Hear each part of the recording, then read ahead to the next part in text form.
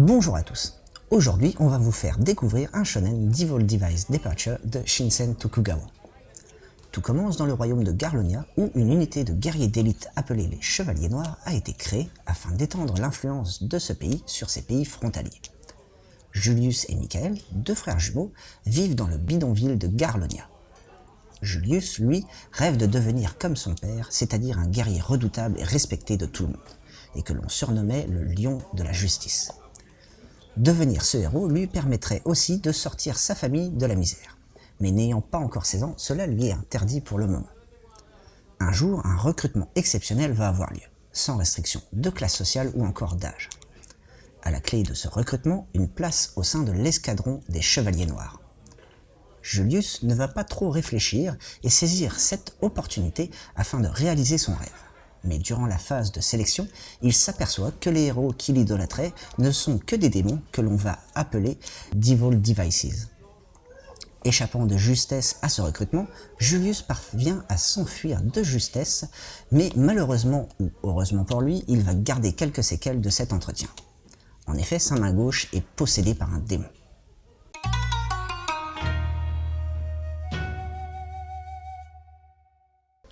Au niveau du style graphique, on a là un dessin plutôt soigné avec des personnages bien expressifs. Pour donner plus de contenu à ces monstres, l'auteur a d'ailleurs pris le parti d'assombrir ces derniers afin de les rendre plus terrifiants. Pour ce qui est du Nemu, il est assez dynamique avec beaucoup de chevauchements d'illustrations, ce qui donne un rythme soutenu à la narration. Mais le petit bémol, c'est que cela rend des fois certaines scènes difficiles de compréhension. Et on a une impression que le Nemu est un peu brouillon, enfin pour ce qui est du début de ce manga. Arrivé à la moitié de ce shonen, le Nemu donne l'impression de se stabiliser. Et on peut observer moins de superposition, ce qui rend la narration plus lisible. Pour ce qui est de la qualité d'impression, Pika semble avoir privilégié l'emploi d'un papier d'assez bonne qualité. La jaquette, quant à elle, nous donne un petit avant-goût de ce manga en nous montrant Julius et sa main possédée par le démon.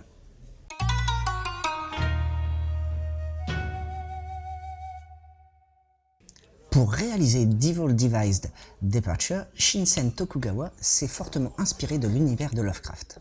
Pour ceux qui ne connaissent pas Lovecraft, c'est un grand romancier d'horreur du XXe siècle et qui est à la base du mythe de Cthulhu, qui a d'ailleurs été parodié dans South Park dans la saison 14. On peut d'ailleurs voir dès les premières pages une citation du Necronomicon, qui n'est autre que le livre des morts, dont la couverture serait faite en peau humaine et dont la rédaction aurait été réalisée avec du sang humain. Cette influence Lovecraftienne va s'affirmer par le fait que Julius sera le seul à voir les démons et le fait aussi qu'il se parle à lui-même, enfin à sa main, et que lui seul peut entendre. Cela va d'ailleurs le rendre un peu fou. Cette main possédée servira un peu de guide car elle a envie de voir les démons anéantis.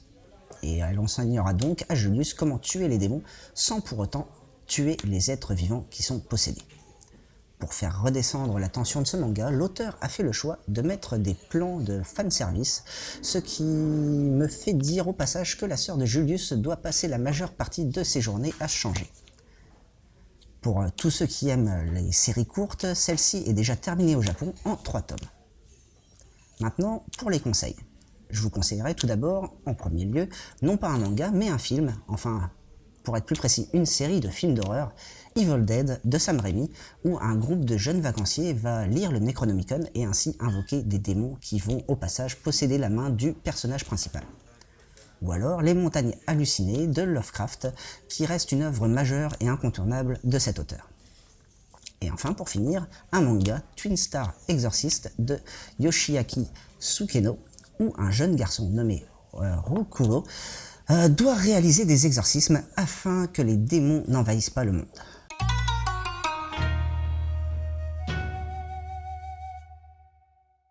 En résumé, Devil Device Departure est un shonen de Shinsen Tokugawa où l'on va suivre le destin de Julius qui rêvait de devenir un héros.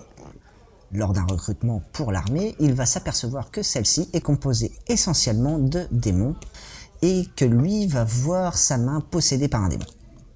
Pour ce qui est du dessin, il est plutôt soigné avec des personnages très expressifs. Le Nemu, quant à lui, est quelque peu dense et semble un peu brouillon sur la première moitié de ce manga, mais cela se calme sur la deuxième partie. Si jamais vous appréciez les mangas de personnages possédés avec une quête héroïque pour sauver le monde et le tout agrémenté de quelques pointes d'humour judicieusement dosées, ce shonen est fait pour vous. C'est un titre des éditions Pika qui ne vous coûtera que 6,99 €. Sur ce, bonne lecture et à bientôt.